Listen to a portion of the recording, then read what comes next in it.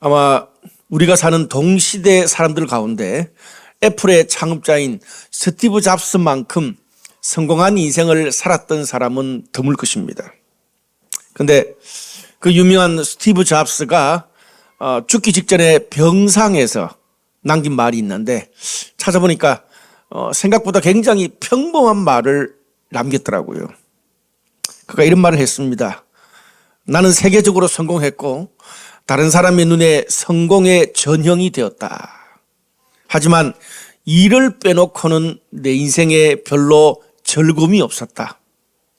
지금 이 순간 병상에 누워서 삶을 돌아보면 자부했던 명성과 재산은 곧 닥쳐올 죽음 앞에 아무런 의미가 없다는 것을 실감한다. 이제야 나는 깨달았다. 삶을 유지할 만큼 적당한 재물을 가진 후에는 부와 무관한 것을 추구해야 한다. 쉬지 않고 재물만 추구하는 것은 결국 나같이 뒤틀린 인간을 만들 뿐이다. 신은 우리에게 재물이 가져다 주는 환상이 아니라 각자의 가슴 안에 있는 사랑을 느낄 수 있는 감각을 주셨다. 내가 일생 동안 성취한 부를 가져갈 수 없고 또 내가 가져갈 수 있는 것은 이 세상에서 사랑에 빠졌던 기억들 뿐이다. 우리는 타인을 고용할 수는 있지만 나 대신 아파해 줄 사람을 구할 수는 없다. 잃어버린 물건을 다시 찾을 수 있지만 내 삶을 잃어버린 후에는 절대로 되찾을 수 없다. 마지막 구절입니다. 삶의 어느 순간에 있든 간에 결국 우리는 죽는다. 마지막이 중요해요. 가족에 대한 사랑, 배우자에 대한 사랑, 친구들에 대한 사랑, 이 모두를 귀하게 여기라. 너 자신에게 잘 대해줘라. 그리고 남을 소중히 여겨라.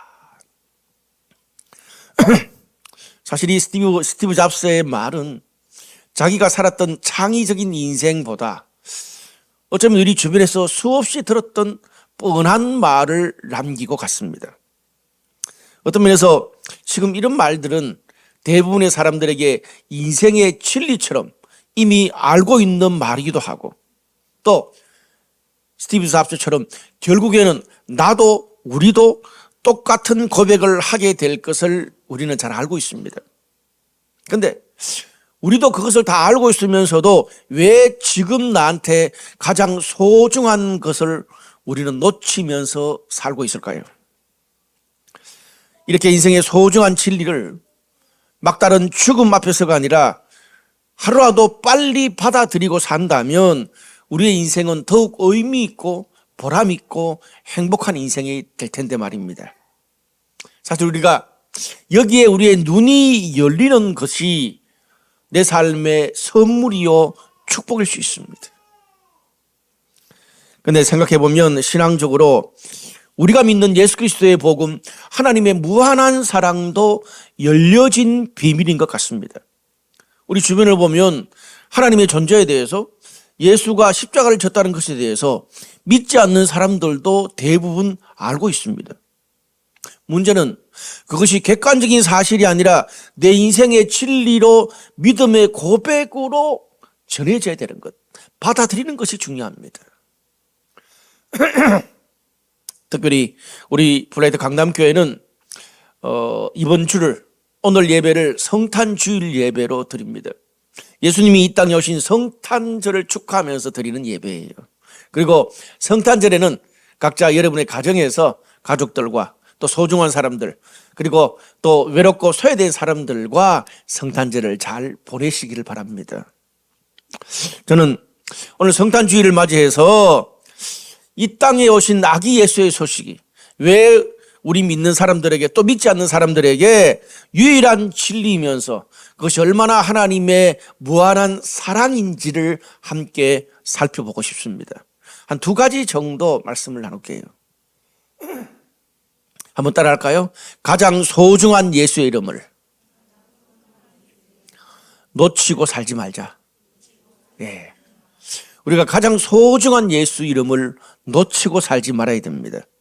오늘 본문의 말씀은 당시 유대의 핵심 종교 지도자들이 예수의 이름을 강력하게 전파했던 사도들을 옥에 가두고 또 그 다음날 신학적인 문제로 꼬투리를 잡아가지고 신문하는 장면, 종교 재판을 벌이는 장면입니다.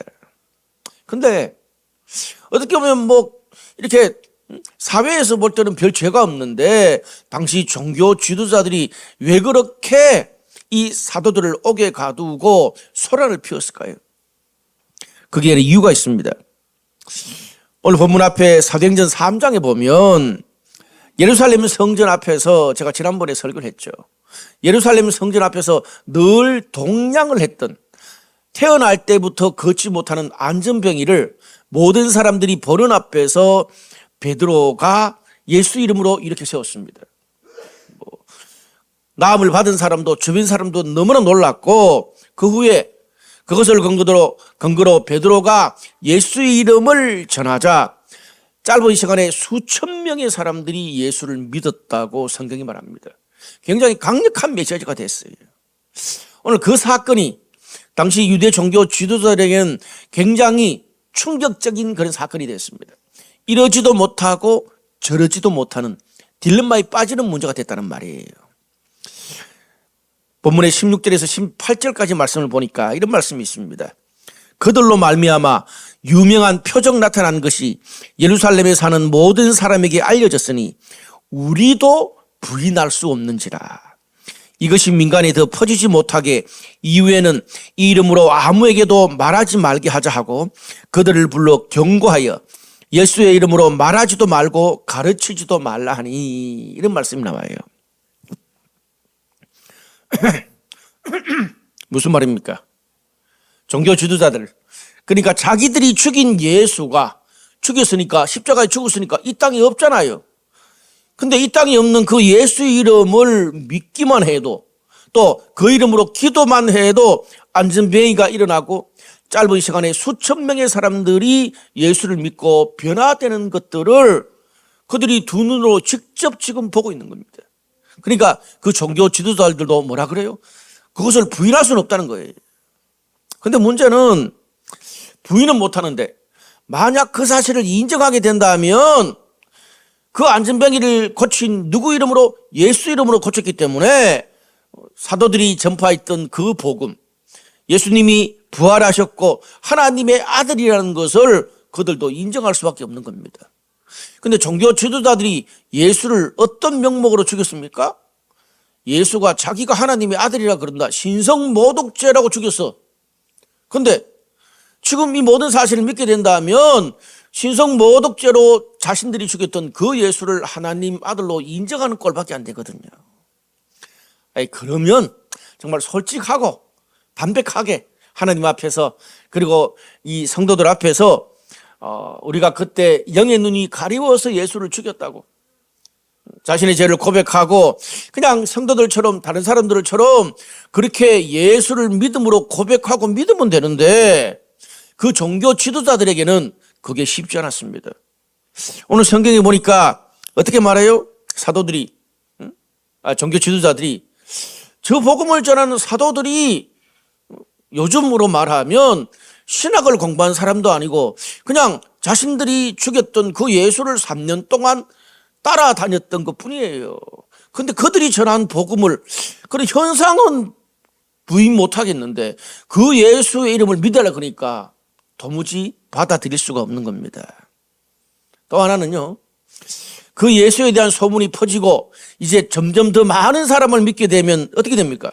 결국 자기들이 종교 지도자들인데 그 교회의 담임 목사고 또 신학 교수고 거대한 유대 종교 시스템을 이끌고 가는 그런 사람들인데 결국 더 많은 사람들이 예수를 믿게 되면 결국 자신들의 밥줄도 끊어지고 자신들이 세운 종교 시스템도 무너지는 거예요. 그래서 인정하기가 더 어려운 겁니다. 좀 쉬운 말로 하면 예수의 능력을 눈으로 보고 우리도 알지만 자기 손에 지금 있는 것들이 너무 귀한 것들이 있기 때문에 그것을 잃어버릴까 봐 믿을 수도 없고 또 눈으로 봤으니 거부할 수도 없는 겁니다. 그러면서 이런 어중간한 상황에서 그 종교 지도자들이 문제를 삼는 게 뭡니까? 7절 말씀에 사도들을 가운데 세우고 묻되 너희가 무슨 권세와 누구의 이름으로 이 일을 행하느냐. 이 말 좀 쉽게 말하면 쉽게 말하는 건 좀 이따 얘기하고요.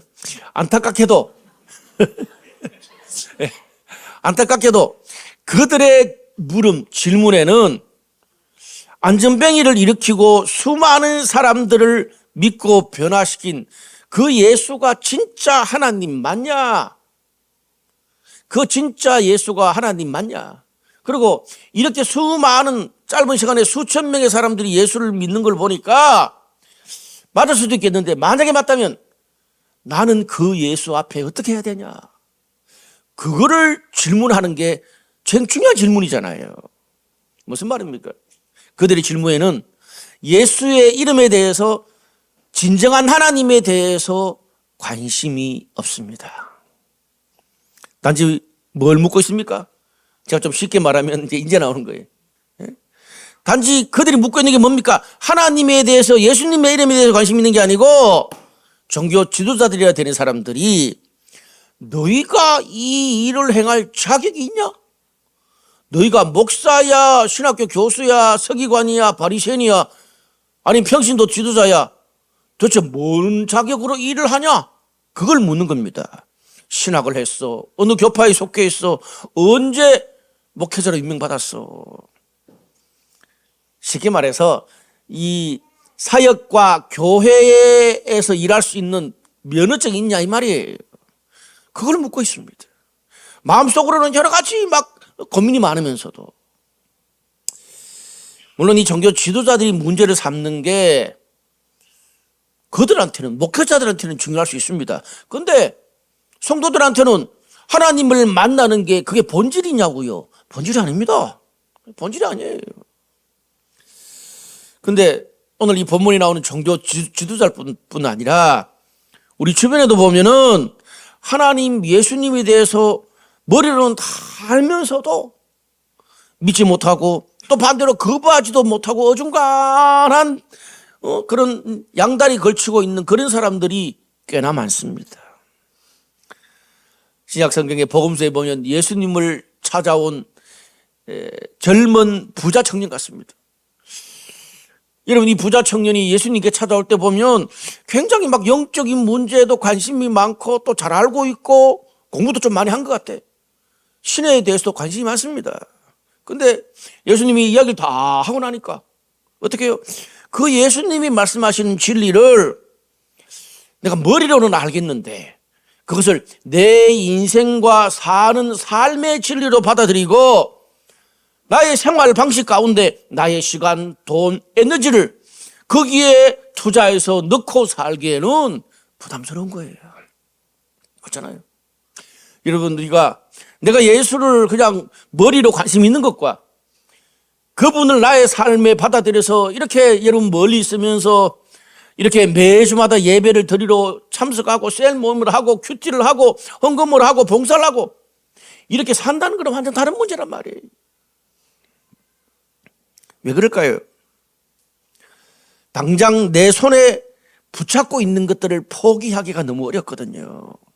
근데 사실은 처음에는 하나님께서 우리의 삶의 세상적인 것을 다 포기하라고 말씀하시는 것 같은데 나중에 더 지나가면 하나님이 더 좋고 더 많은 걸 주시는데 그걸 모르는 거예요.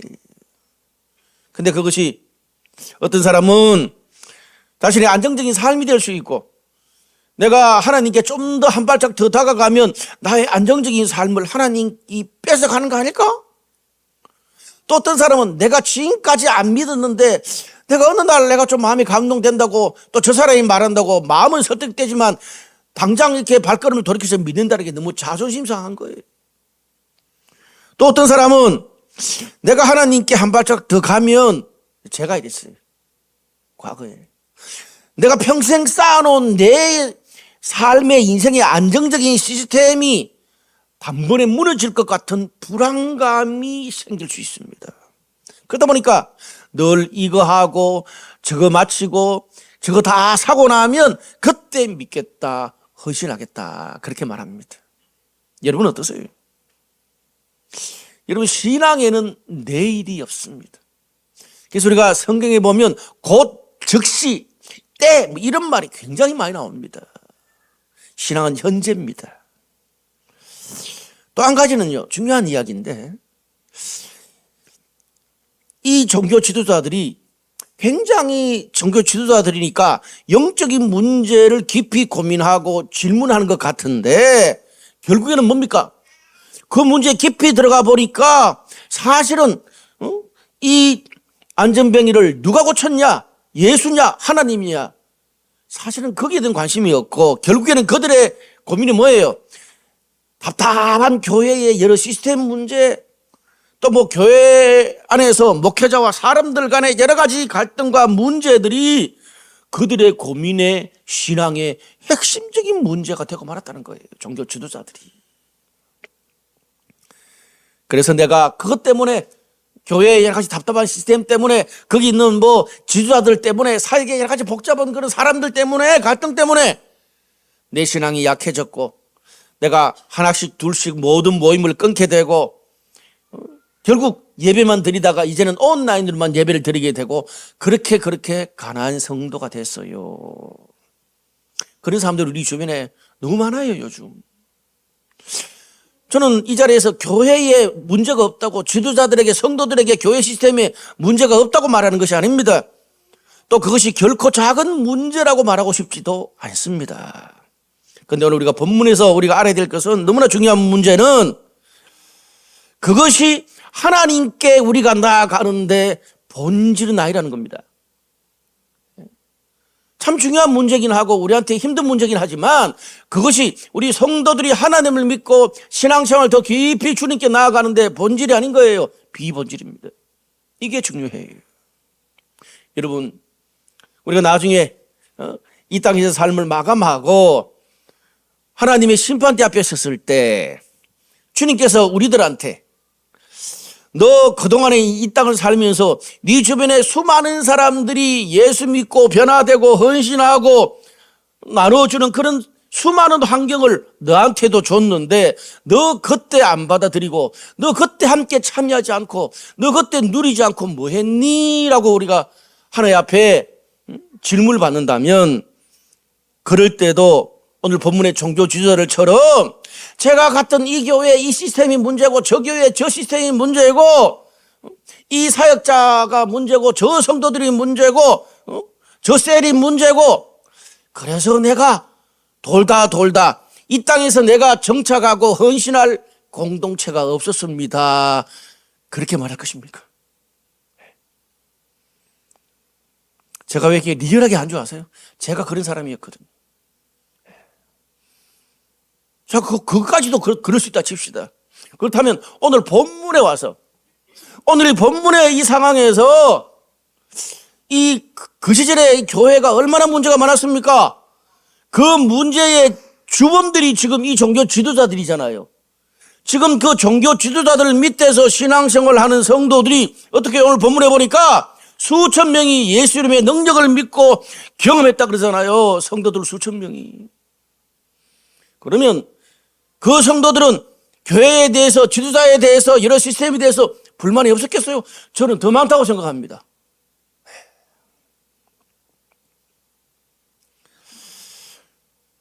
우리 주변에 이렇게 쭉 살다가 보면 많은 사람들이 신앙과 진리의 본질이 되는 문제를 놔두고 스티브 잡스가 말한 것처럼 비본질적이고 답도 없는 그런 인생과 신앙의 문제에 끌려다니다가 정말 중요한 것은 다 놓쳐버리고 평생을 허비하면서 사는 것을 보게 됩니다.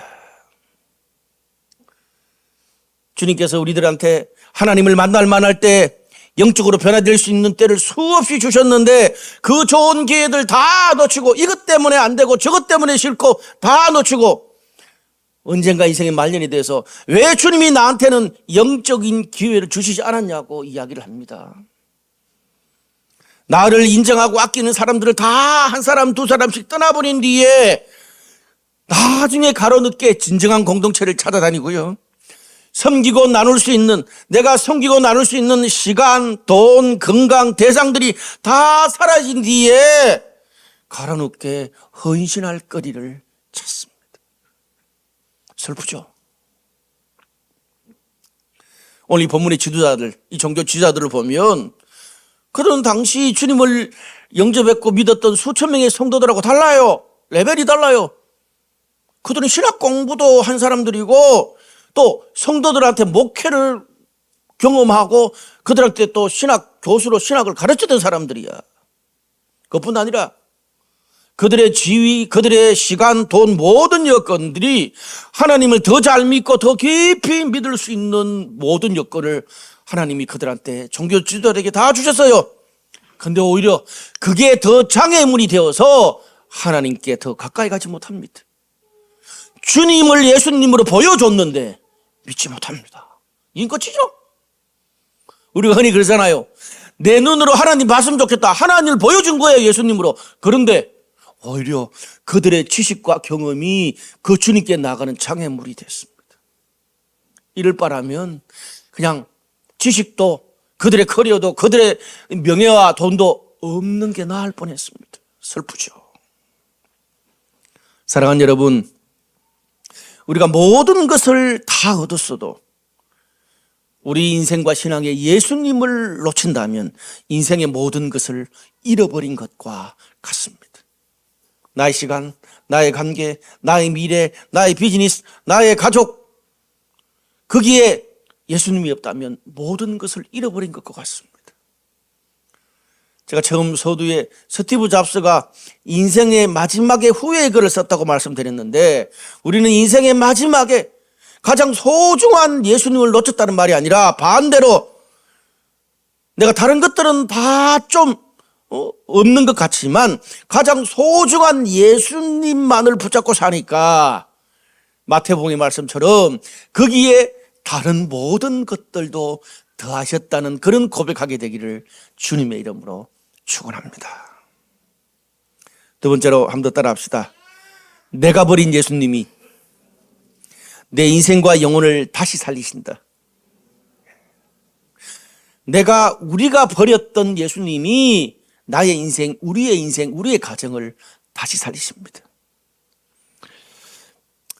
이런 종교 지도자들과 달리 신학 공부도 한 적이 없고 목회를 해본 경험도 없는 이 베드로는 인생과 신앙을 협의하는 그런 비본질적인 문제가 아니라 신앙의 본질에 가까이 갈 수 있는 질문으로 바꿔서 그들에게 도전합니다. 오늘 9절과 10절 말씀을 보니까 이런 말씀이 있어요. 만일 병자에게 행한 착한 일에 대하여 이 사람이 어떻게 구원을 받았느냐고 오늘 우리에게 질문한다면 너희와 모든 이스라엘 백성들은 알라. 너희가 십자가에 못 박고 하나님이 죽은 자 가운데서 살리신 예수 그리스도의 이름으로 이 사람이 건강하게 되어 너희 앞에 섰느니라. 자세히 살펴보면요, 종교 지도자들이 베드로한테 질문한 거는 너 무슨 자격으로 이렇게 사람 고치고 사역해를 물었어요. 베드로한테 자격을 물은 거예요. 너 종교 면허증 있어? 그걸 물은 거예요. 근데 그 질문을 가지고 베드로가 어떻게? 그 질문을 바꿔서 너 이런 말 했지? 그 질문이 이거 아니냐? 하면서 질문을 바꿔버려요. 어떻게? 누가 이 사람을 구원했고 누가 이 사람을 변화시켰냐는 질문으로 되려 바꿔 물으면서 누가 그렇게 했다고요? 하나님께서 예수 그리스도를 통해서 그렇게 했다. 그들의 관심은 막 종교적인 교회 여러 가지 시스템 그런 특권 면허증을 물었는데 베드로는 그들의 관심을 누가 구원을 주고 누가 고쳐줬냐 하나님께 관심을 집중시켰습니다. 다른 거죠. 그 다음에 또 뭐예요? 계속 베드로의 이 질문 속에 나오는 게 너희가 이것을 알아야 된다. 너희가 예수를 못 박았다. 내가 지금 너희 앞에 서서 이런 말 한다. 뭘 강조해요? 너희 자신을 강조하는 거예요.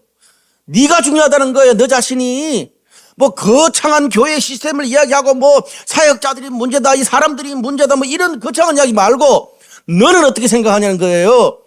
너는 지금 네가 보는 이 안전병이가 일어난 이 구원의 사건을 너는 이 구원을 어떻게 생각하고 너는 이 사건 앞에 지금 이 예수 그리스도의 이름 하나님 말씀 앞에 너는 지금 어떤 반응을 보이겠냐고.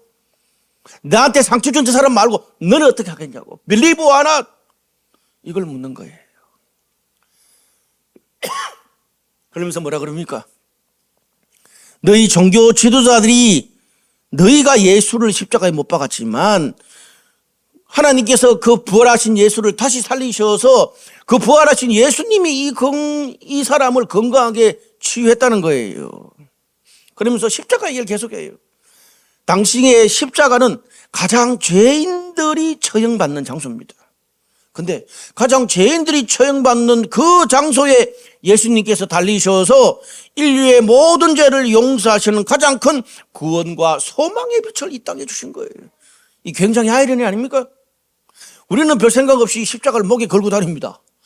여러분, 당시에 로마 사람들이 볼 때는 그 사형터를 목걸이로 만들어서 걸고 다니는 거란 말이죠. 주님의 복음이, 예수님의 구원이 그렇게 역전의 드라마라는 거죠. 오늘 11절과 12절에 드디어 유명한 베드로의 신앙 고백이 나옵니다. 이 예수는 너희 건축자들의 버린 돌로서 집 모퉁이의 머릿돌이 되었느니라. 다른 이로서는 구원을 받을 수 없나니 천하 사람 중에 구원을 받을 만한 다른 이름을 우리에게 주신 일이 없습니다. 저는 이 말씀을 참 좋아하고 저뿐 아니라 많은 성도들이 외우는 말씀이기도 합니다. 천하 사람 중에 구원을 받을 만한 다른 이름을 우리에게 주신 일이 없다. 종교 지도자들 앞에서 베드로가 한 이 믿음의 고백은 초대교회를 넘어서 모든 시대의 크리스찬들 교회의 신앙 고백이기도 합니다. 근데 여러분, 그냥 이것만 떼고 보면 너무나 멋있는 말이잖아요. 너무나 멋있는 신앙 고백이라. 근데 오늘 이 말씀이 어떤 상황 백그라운드에서 있는 말씀인지를 보면 너무나 충격적이에요. 이 말씀이 뭐예요? 가장 그 시대의 대리석처럼 최고의 돌로 가장 멋진 건물을 짓는 상황에서 나온 게 아니라 건축가들이 쓸데없다고 다 그냥 던져버린 그런 돌 조각들, 그런 것들로 예수님이 모퉁이 돌을 삼아서 하나님의 구원을 이루셨다는 거예요. 이 말이 뭡니까? 좀 더 리얼하게 말하면, 좀 인문학적으로 말하면, 정말 그 어떤 죄도 없이 맑고 깨끗하고 멋지고 탁월하고 정말 세련되고 정의가 살아 숨쉬는 그런 곳이 아니라 죄악과 불의가 판을 치는 정말 시궁창 같은 그런 세상 한중간에 하나님의 아들 아기 예수가 오셔서 그 시궁창 같은 세상에서 예수의 십자가로 구원을 주시고 사랑을 주시고 회복을 주셨다는 겁니다. 이것이 성경이 말하는 복음이고 죄 많은 인간을 향한 하나님의 무한한 축복의 선물입니다. 그런데 우리가 이렇게 비시고 보배이신 예수님은 하나님의 아들이시잖아요.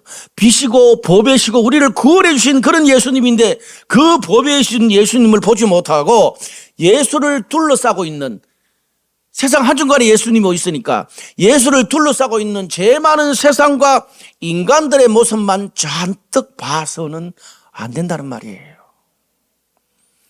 여러분, 우리가 그렇게 되면 우리가 아무리 좋은 예배를 드리고 아무리 좋은 신앙 프로그램을 가지고 있고 아무리 좋은 지도자와 좋은 공동체 안에 있어도 오늘 본문의 종교 지도자들처럼 결국 그것이 나중에 가서는 내 신앙의 걸림돌이 되고 하나님께 나아가는 장애물이 될 수밖에 없습니다. 제가 오늘 건축자들이 버린 돌의 이 비유, 사실 그것은 복음의 성격을 설명하고 하나님의 무한한 사랑을 설명하는 것이기도 하지만 사실 성경의 가장 핵심 중 핵심입니다. 제가 좀 이렇게 설명해 볼게요. 제가 자료를 살펴보니까 인터넷으로 우리가 손에 끼는 금반지 뭐 보통 한 두세 돈 되잖아요. 예? 우리가 손에 끼는 이 금반지 두세 돈 되는 거 있잖아요. 이걸 하나 얻기 위해서 바위를요, 무려 4톤에서 많게는 20톤까지 바위를 깨야 된답니다. 그리고 그렇게 깨고 난 다음에 이 300kg의 광석을 갈아서 정제해야 된대요. 아니 뭐 금반지 2돈 만드는데 그렇게 많은 돌을 깨야 돼요. 그러니까 어지간한 산란을 다 깨버려야 돼. 여러분, 근데 그 과정에서 우리가 그 소중한 몇 그램의 금은 보지 못하고 수십 톤의 쓸모없는 바위 조금만 계속 깨고 먼지 마시고 던지고 버리고 막 그것만 계속 그렇게 한 달 하면 어떻게 되겠습니까? 시험에 들고 걸려 넘어지고 답답해서 더 이상 건강한 신앙생활을 할 수 없게 되는 거예요. 그 얼마 되지 않는 그 금을 못 보고 수많은 깨진 바위 조각만 보면 건강한 신앙생활 할 수 없는 거예요. 그런데 그 산처럼 많은 그 돌무더기에서 몇 그램밖에 안 되지만 순금이신 예수님의 복음, 나를 향한 우리를 향한 예수님의 사랑, 회복, 치유, 하나님의 일하심을 보게 되면 어떻습니까? 나머지 쓸모없는 그 수많은 바위를 걷어내는 게 번거롭고 좀 힘들기는 합니다. 그러나 그것이 그렇게 큰 문제가 되지를 않습니다.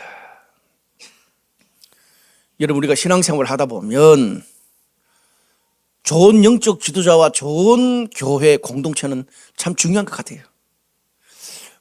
제 시절에 지금 살아있는 분들 이야기하면 좀 부담스럽고 제 시절에 여러분도 다 들어봤던 목사님입니다. 옥하는 목사님, 조영기 목사님, 사랑의 교회, 온누리 교회, 아니면 여러분 은혜 많이 받았던 그런 지역교회 또 여러 목사님들을 통해서 그렇게 은혜를 받고 열심히 신앙생활을 합니다. 너무 감사해. 근데 10년이 지나고 20년이 지나고 그분들이 은퇴하고 여러 시일 좀 지나다 보니까 그동안 보지 못했던 그 존경하는 목회자들의 여러 가지 흠이 많다는 것을 보게 됩니다. 또 나중에 내가 집사가 되고 장로가 되고 목사가 되고 더 깊이 들어가 보니까 어떻게 교회도 결국 죄 많은 사람들이 운영하는 거예요. 그래서 결국 서로 다투고 교회가 나눠지고 교회에서 법정 소송이 일어나고 심지어 횡령과 성적인 문제들까지 일어나는 것을 보면서 교회도 세상과 다를 바가 없네. 그렇게 상처를 받고 신앙생활을 떠난 사람들이 꽤나 많습니다.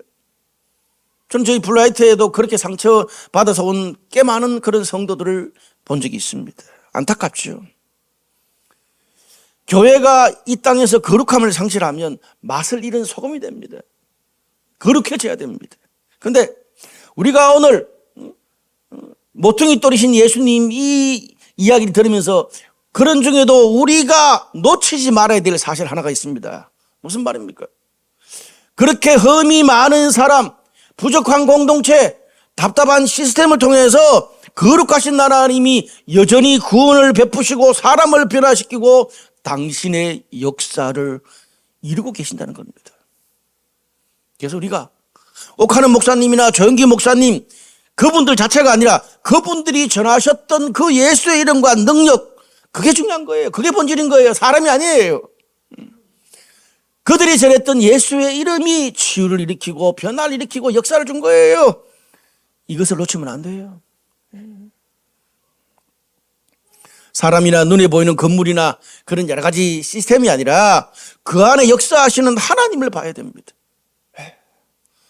보석 같은 그 주님을 우리가 놓치지 않고 우리 평생 계속 그 주님의 이름을 붙잡고 간다면 오늘 그 주님 이름 때문에 부활하신 예수님 이름 때문에 안전뱅이가 나은 거잖아요.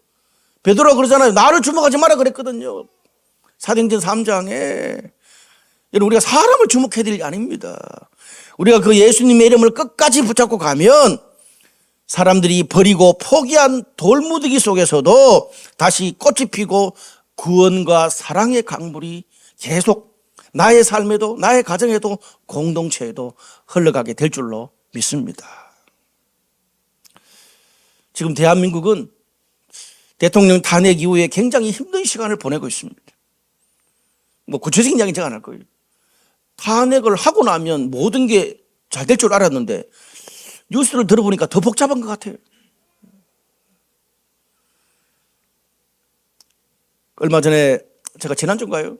중소기업의 단체 대표자가 나와서 이 시기에 그 중소기업의 대표자의 입장을 좀 마음으로 이야기하더라고요. 저는 사실 그게 진짜 와닿았어요. 인터뷰를 하는데 그분 뭐라 그런 줄 아세요? 나는 탄핵 정권 잘 모르겠다 이거예요. 근데 지금 개인 사업자와 중소기업들은 불경기로 수백 개, 수천 개의 그런 기업들이 문을 닫고 있는데 피를 토하는 심정으로 사장님들이 매일을 산대요. 정부가 도와줘도 시원찮을 판국에 탄핵으로 마비되어 있으니까 너무 절망스럽다는 거예요. 우리나라를 생각해도 답답한데, 근데 전 세계를 보면 우리나라도 굉장히 양호한 편입니다. 몇 년째 계속되고 있는 우크라이나 전쟁,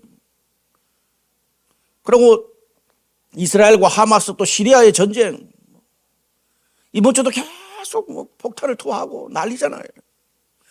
그들은 이미 지옥에 계속 살고 있습니다. 인간의 판단으로 미래를 알 수 없고 희망이 보이지 않는 것 같습니다. 들어보니까 그 중동이나 우크라이나 그 전쟁 마치고 복구하는 데만 수십 년이 뭡니까? 100년 이상 걸린다는 그런 이야기도 있습니다. 여러분, 우리가 성탄의 아기 예수를 기다리는 이유가 뭡니까? 이것 때문입니다. 사람들이 포기하고 버린 돌들로, 그것으로도 부활하신 예수님께서 건축자들의 모퉁이 돌로 새롭게 고치고 치유하고 구원하실 것을 믿기 때문입니다. 희망이 보이지 않고 앞이 보이지 않는 그런 시간, 그런 장소일수록 예수님이 더 필요합니다. 예수님이 우리의 소망이기 때문에 그렇습니다. 말씀의 결론을 맺겠습니다. 오늘 본문 10절에 보면 이런 말이 있어요. 너희와 모든 이스라엘 백성들은 알라. 너희가 십자가에 못 박고 하나님이 죽은 자 가운데서 살리신 예수 그리스도의 이름으로 이 사람이 건강하게 되어 너희 앞에 섰느니라. 여러분, 이 종교 지도자들이 하나님의 아들이신 예수님을 죽였잖아요. 근데 베드로가 뭐라 그래요? 너희가 예수 죽였지? 너희가 예수를 쓸모없는 돌처럼 버렸지? 야, 이제 예수님이 부활하셨다. 너희들 다 죽었어. 너 평생 사는 날 동안 온갖 저주 다 받을 거야. 이 말 하지 않았습니다. 어쩌면 그 말을 들어야 될 사람인데 베드로가 그 말 하지 않았습니다. 오히려 어떻게 말합니까? 너희가 돌처럼 다 버렸던 예수가 이제 하나님이 살리셔서 하나님의 구원의 집을 이루는 머릿돌이 되셔서 절망으로 죽어가는 사람을 살리셨다. 그게 뭐예요?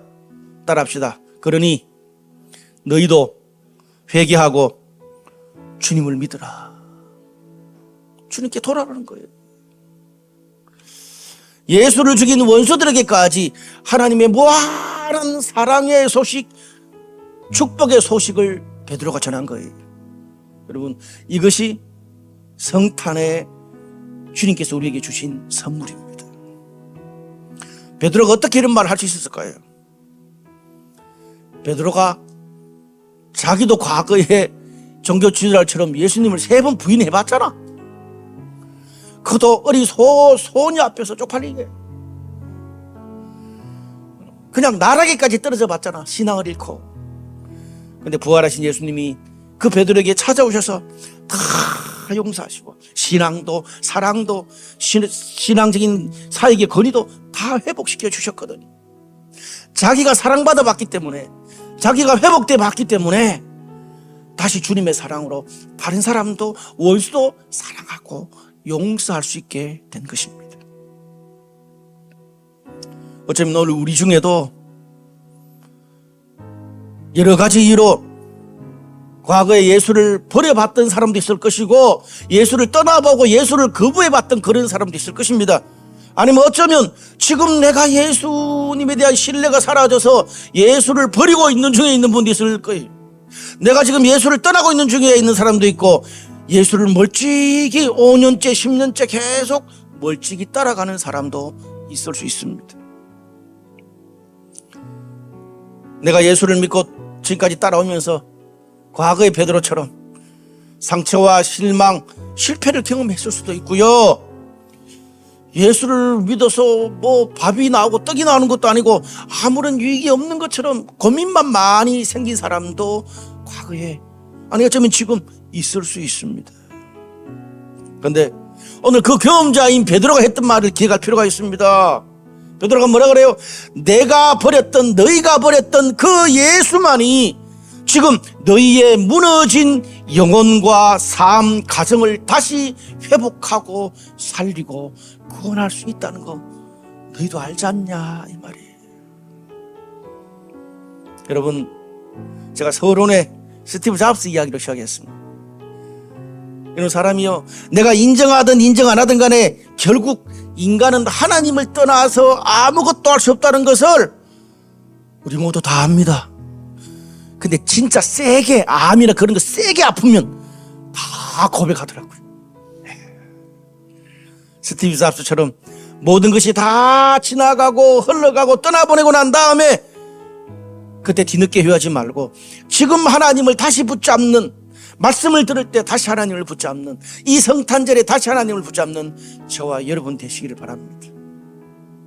여러분, 저는 건축자들이 버린 그런 돌이 하나님이 다시 살려주셔서 모퉁이, 예수 그리스도를 모퉁이 돌로 삼으셔서 우리를 구원했다는 사실이 복음의 핵심이고 성경의 핵심이고 얼마나 제 삶을 제가 목회하는 원동력이 된 줄 모릅니다. 그 말은 무슨 말이에요?